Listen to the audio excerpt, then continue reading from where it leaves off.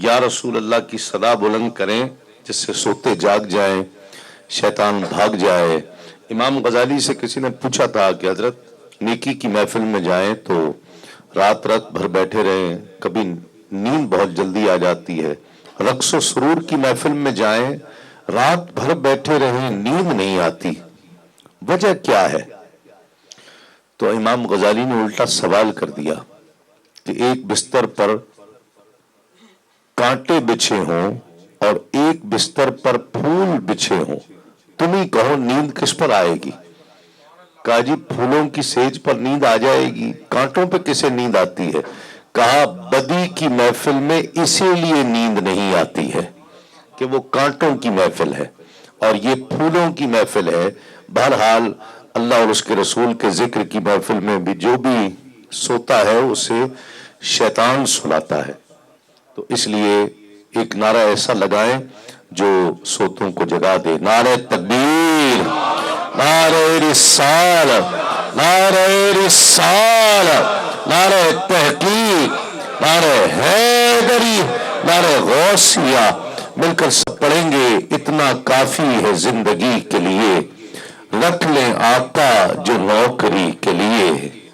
اتنا کافی ہے زندگی کے لیے، رکھ لے آقا جو تیری کے لیے، اتنا کافی ہے زندگی کے لیے، رکھ لے آقا جو نوکری کے لیے، اتنا کافی۔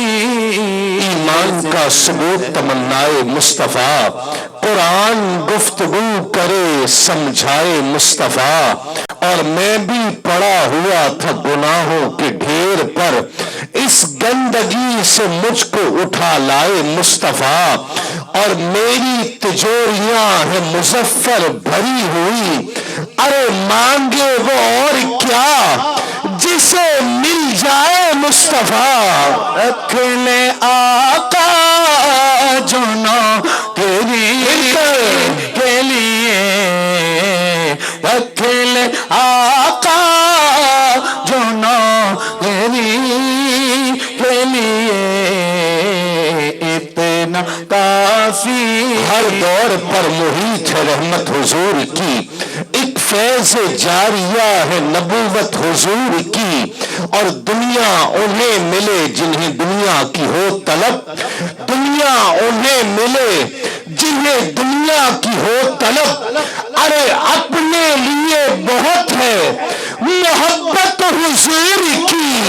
لے آقا جو نوکری کے لیے، رکھ لے آقا جو نوکری، جو چاہتا ہے کہ اسے آقا نوکری پر رکھ لے، ہاتھوں کو اٹھا کر محبت سے لے آقا جو نوکری کے لیے، رکھ لے آقا جو نوکری کے لیے، ہے جن کی خاک پا رخ مہ پر لگی ہوئی، ان کی لگن ہے دل کو برابر لگی ہوئی، اور شاہ امم لٹائے چلے جا رہے ہیں جام، پیاسوں کی بھیڑ ہے سر کوثر لگی ہوئی، اور قربان اے خیال رخ مصطفیٰ تیرے، رونق ہے ایک ذہن کے اندر لگی ہوئی،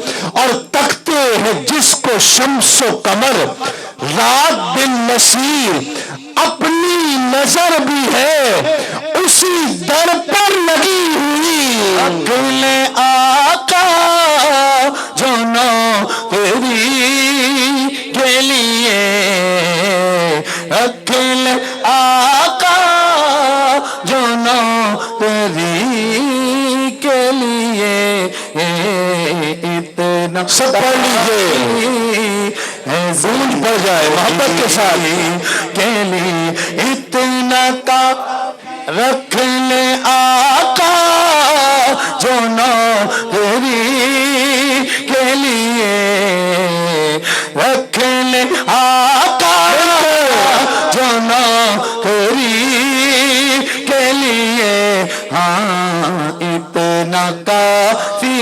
روایت میں آتا ہے کہ حضرت عثمان غنی حضور کی خدمت میں حاضر ہوئے، یا رسول اللہ زمانہ ہوا آپ میرے گھر تشریف نہیں لائے، آج تشریف لائیں، گھر پر کھانا تناول فرمائیں۔ حضور نے دعوت قبول فرمائی، جتنے صحابہ ساتھ تھے ان سب کو ساتھ لیا، حضرت عثمان غنی کے گھر جا رہے ہیں۔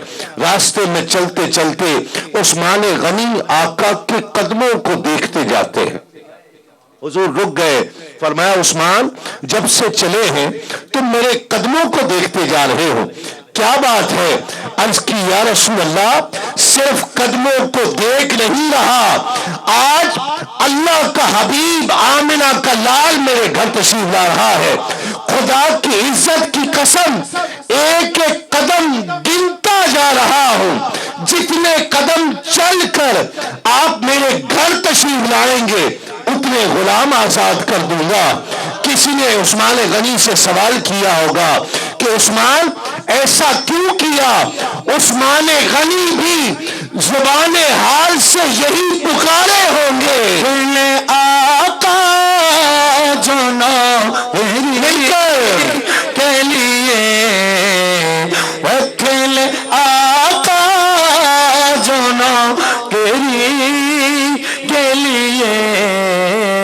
دائی حلیمہ نے آقا علیہ السلام کو گود لیا، خیال آیا بہت زمانہ ہوا مکے میں نہیں آئی تھی، آج آئی ہوں، شوہر بھی ساتھ ہے، بچے بھی ساتھ ہیں، اور محمد صلی اللہ علیہ وآلہ وسلم بھی ساتھ ہیں۔ آقا علیہ السلام کو ساتھ لیا، حضور کو گود میں اٹھایا، کعبے کا طواف نہیں کیا، حجر اسود کو بوسہ نہیں دیا، کعبے کا طواف کرنے لگی، طواف کرتے کرتے حجر اسود تک پہنچی، آقا علیہ السلام کو گود میں اٹھا رکھا ہے اس نیت سے کہ اب حجر اسود کا بوسہ دوں، حجر اسود کا بوسہ دیا، پھر آقا علیہ السلام کا چہرہ انور حجر اسود تک کیا۔ روایت میں آتا ہے کہ ابھی چہرہ مصطفیٰ حجر اسود تک نہیں پہنچا ہے کہ حجر اسود دیوار کعبہ سے نکل کر چہرہ مصطفیٰ کو بوسہ دے دیتا ہے۔ کسی نے حجر اسود سے پوچھا ہوگا کہ اے حجر اسود ساری دنیا تجھے چومتی ہے، تو چہرے مصطفیٰ کو چومتا ہے، تو حجر اسود بھی زبان حال سے یہی پکارا ہوگا کہ آقا جو میری کے لیے پڑھیے سب، آقا جو سب پڑھ لے محبت سے، کے لیے وکیل آقا جو تیری کے لیے وکیل آقا جو تیری۔ اور جس کے لیے مجھے خاص عمر بھائی نے کہا کہ یہ ضرور شامل کرنا ہے، غازی علم دین شہید کو جانتے ہیں؟ کون کون جانتا ہے؟ غازی بھی شہید بھی۔ جب میں نے ان کی کتاب آج سے 8-10 سال پہلے، 12 سال بلکہ اس سے بھی زیادہ پہلے جب میں نے کتاب پڑھی اس کی سوانح غازی علم دین شہید کی، کاش میں وہ آپ کو سوانح پڑھ کر لفظ بلفظ سنا سکوں، ہو سکے تو ضرور پڑھیے۔ ظفر اقبال نگینہ کی لکھی ہوئی کتاب ہے، جنگ پبلشرز والوں نے چھاپی ہے، غازی علم دین شہید اس کتاب کا نام ہے، پوری سوانح ہے شفیق بھائی، پوری تفصیل ڈیٹیلز کے ساتھ، ڈیٹیلز ہیں پوری، کیا کہاں پیدا ہوا، کیا کرتا تھا، اردو سمجھ میں نہیں آتی تھی، پنجابی بولتا تھا، جب ہندو نے حضور کی شان میں گستاخی کی تو کونے میں گھر کے محلے میں بیٹھا کرتے تھے، کسی نے پوچھا، بھائی غازی علم دین نے پوچھا کہ مولوی کیوں اتنے جلوس نکال رہے ہیں؟ تو کسی نے کہا کہ تمہیں پتہ نہیں علم دین، ہندو بنیے نے ہمارے نبی کی شان میں گستاخی کی ہے۔ تو کہا تو اس میں جلسے نکالنے کی کیا ضرورت ہے، اس کو جا کر قتل کیوں نہیں کر دیتے ہیں؟ کسی نے کہا کہ علم دین تم کر دو نا، کہا میں کر دوں گا، ایک اور دوست نے کہا میں کروں گا، دونوں میں بحث ہو گئی، کہتے ہیں ٹاس کر لیتے ہیں کون کرے گا۔ 18-19 سال عمر کیا ہوتی ہے، ٹاس کرتے ہیں، ٹاس کیا گیا، علم دین ٹاس جیت گیا، اس کتاب میں لکھا ہے کہ جس طرح بچے آپس میں بحث کرتے ہیں نا کہ ٹاس 3 دفعہ ہوتا ہے، 1 دفعہ تو نہیں ہوتا، 3 دفعہ ہوتا ہے، دوسری دفعہ پھر ٹاس کیا، علم دین پھر جیت گیا، تیسری دفعہ پھر ٹاس کیا، علم دین پھر جیت گیا۔ کہا ٹھیک ہے کریں گے، پیسے اکٹھے کیے، کباڑیے کے پاس گیا۔ کباڑیا لکھتا ہے کہ میرے پاس آج تک کوئی ایسا گاہک نہیں آیا جس نے بارگیننگ نہ کی ہو۔ میں کہتا ہوں اتنے کی لے لو، وہ کہتا ہے اتنے کی لوں گا، اتنے کی لو، اتنے، بحث کے بعد پیسے طے ہوتے ہیں، بارگیننگ ہوتی تھی۔ کہ یہ زندگی میں واحد گاہک آیا جو دور سے آیا، آ کر خاموشی سے ایک تیز خنجر پسند کیا، مجھ سے پوچھا کتنے کا ہے، میں نے کہا 12 آنے کا ہے، جیب سے 12 آنے نکال کر مجھے دیے، خنجر لے کر باہر چلا گیا۔ دھن تھی نا قتل کرنے کی، جا کر ہندو کو قتل کر دیا۔ اب جلوس مختلف انداز کے نکلنے لگے۔ محمد علی جناح، قائد اعظم محمد علی جناح نے کیس لڑا اور یہ کہتا تھا کہ قتل میں نے کیا ہے۔ جناح صاحب نے کہا کہ یہ تو کہو کہ قتل میں نے نہیں کیا تاکہ تمہارا کیس آگے چلے، جب تم خود ہی اعتراف کر لو گے تو کیس آگے کیسے چلے گا؟ یہ تو کہو کہ قتل میں نے نہیں کیا۔ علم دین کہتا ہے جناح صاحب خدا کی قسم زندگی میں کام ہی ایک کیا ہے، کیسے کہہ دوں کہ قتل میں نے نہیں کیا؟ میں نے تو زندگی میں کام ہی ایک کیا ہے۔ کہا نہیں کہو، ماں آئی، باپ آئے، پھر کتاب میں موجود ہے کہ ماں کا حکم مانا علم دین نے۔ ماں نے کہا بیٹا کہو تو صحیح تاکہ کیس آگے چلے۔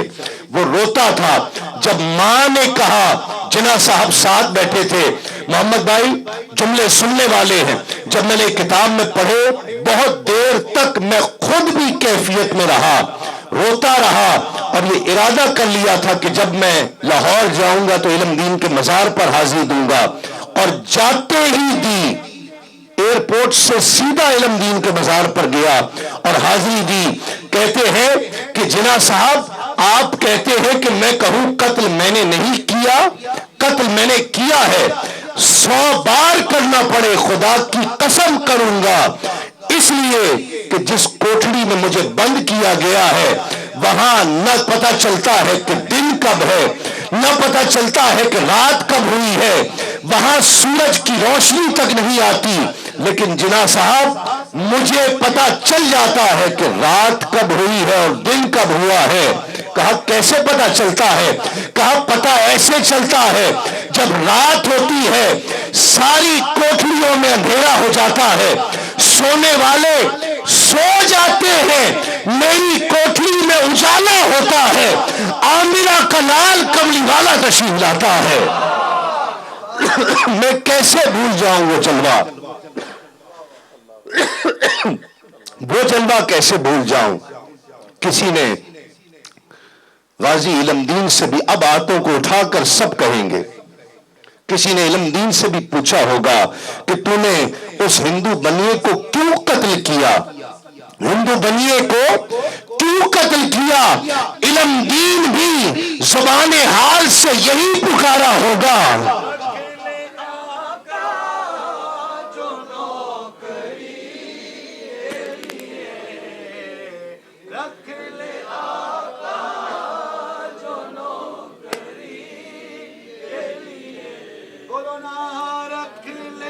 آپ سارے آئے ہیں، کیوں آئے ہیں؟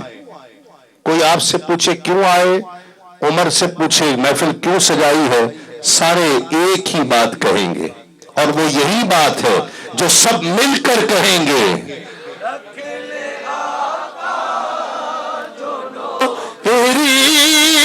کے لیے رکھ لے آقا جو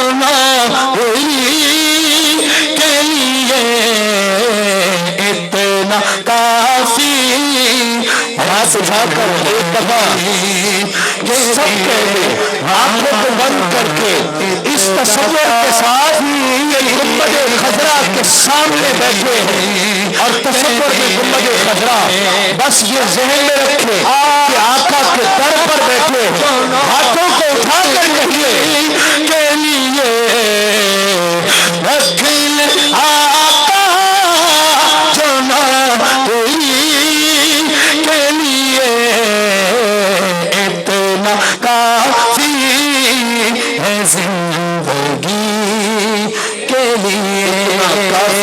زندگی کے لیے رکھ لے آقا جو نوکری کے لیے رکھ لے آقا